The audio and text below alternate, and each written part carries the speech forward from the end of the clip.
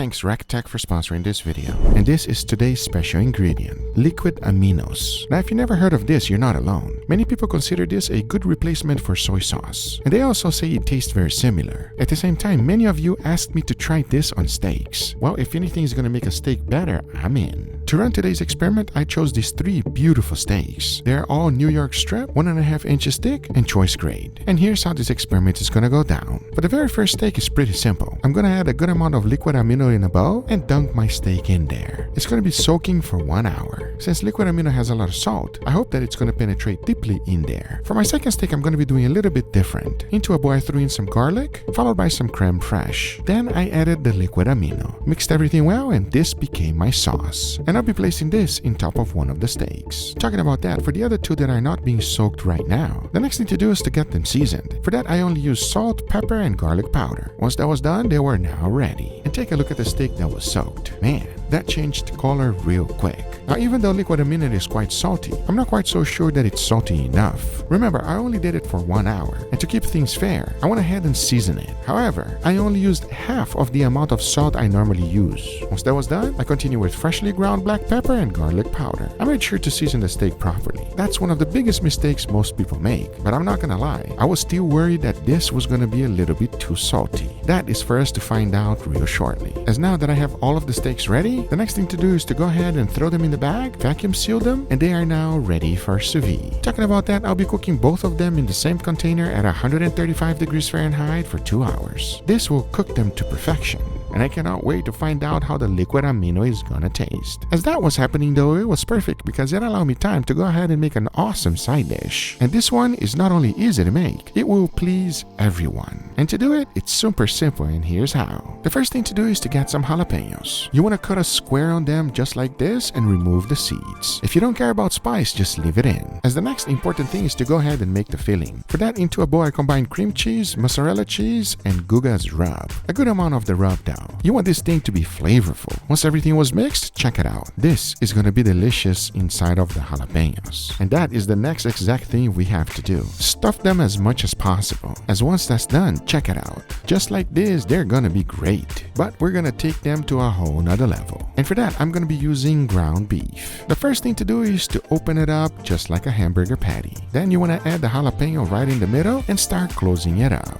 Pack this thing up as tightly as possible and remove any excess ground beef. This is what you should be having in the end. I like to call them armadillo barbecue eggs. But if you think we're done, no, not yet. To make sure they are extremely flavorful, I went ahead and hit them with Guga's rub once again, a good amount. Because now we gotta wrap them up in this bacon.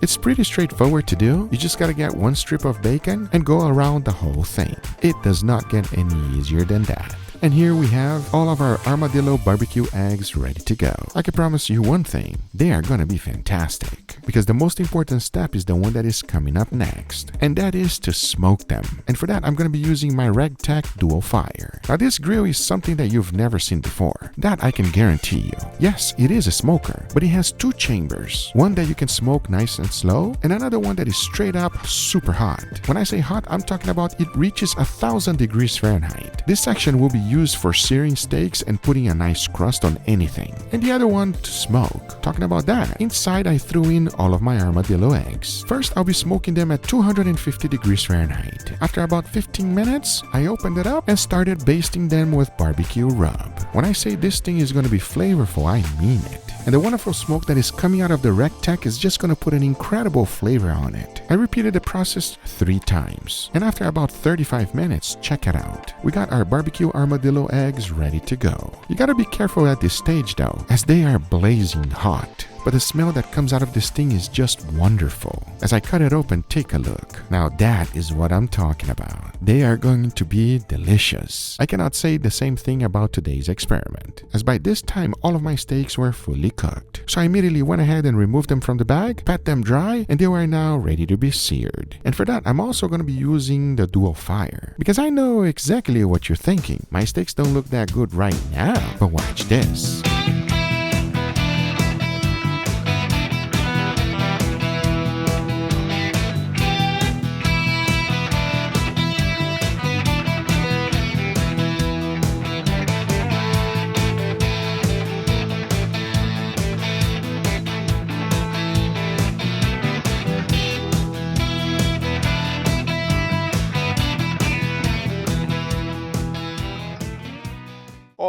right, everybody, here we got our beautiful steak with a nice, incredible side dish today. Gentlemen, are you guys hungry? Dude, that looks like a grenade. He does look like a grenade. Google, look, I'm gonna be honest. I'm not just hungry, I'm hangry right now. That's a real thing, you know that? I feel it right now. So I got a little experiment going on right here. I'm using an ingredient that our audience has been asking me to use for a very long time. This is one of the few videos that we can tell that there's an experiment going on. What is that, bro? This white sauce is actually delicious. You guys requested, we're gonna make it happen. Gentlemen, we're gonna start right here. Please go in. It's a little bit far, sorry about that. I'm getting these two right there. Damn, double hit. I got it. Sorry. Enough talking, let's give it a try. Cheers, everybody. Cheers. Cheers. Oh, Whoa, hold on. say what you wanna say. Say it, Leo. Say it like you mean it. This is delicious. This has to be one of the most tender sous vide steaks we've ever had. It is a little extra tender, more than usual, but it's a traditional Guga steak made sous vide. It's amazing. It is absolutely delicious, everybody. If you've never had a chance to cook a sous vide steak, I highly recommend. It is one of the best ways to cook a steak. And most importantly, you can't mess up. If you mess this up, bro, there's no hope for you. Enough talking about it. Let's go ahead and try the second one. Please dig in, gentlemen. Let's go. Damn, double decker every time. Every time? And every time it ends up on the table. Bro. I'm genuinely so sorry. I will clean this steak. Look, Leo, look. Ah. Enough talking. Cheers, everybody. Cheers. Whoa.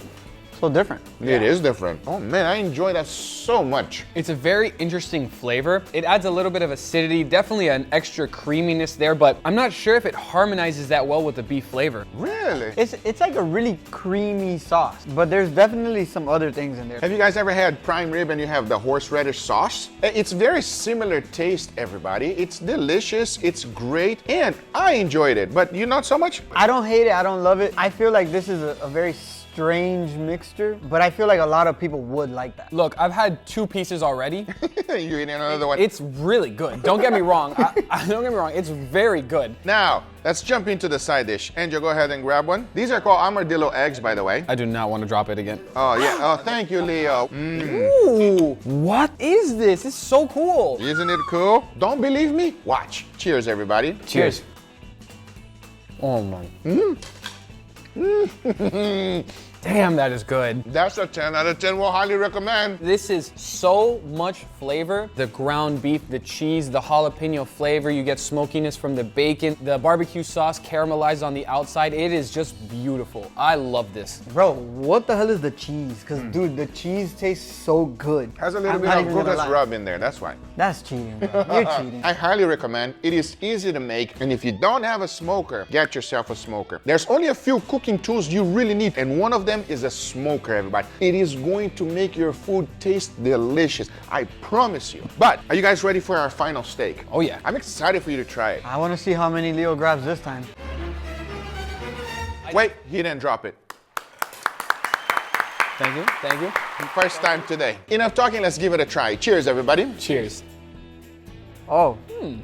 Oh, I like this more than that saucy steak, for sure. Wow, very interesting taste. It's like an Asian taste or something. Feels Asian. A little bit. This has that same slight uniqueness, but it's a lot more mellow, so it blends better with the beef flavor, and I have to say, I think this is my winner. Wow, how about you? You know what? I think that's my winner too. I cannot believe it. I will say this, it has more umami. Yeah, it lingers. Definitely Yes. lingers. And I feel like it's a strong flavor that's not overpowering, but the winner is still the side dish. Guys, I highly recommend you making the side dish. This steak turned out a lot better than I expected. Thank you for your recommendation. Let us know in the comments down below what else you guys would like us to use, because we'll do it. Just no nasty stuff. Well, even that. Once you put Nutella on a steak, it's downhill from there. But that's the results. I hope you enjoyed this video. If you did, hit that thumbs up. If you're not a subscriber, be sure to subscribe. Remember, everything I use is always in the description down below. Thank you so much for watching. We'll see you guys on the next one. Take care, everybody. Bye-bye.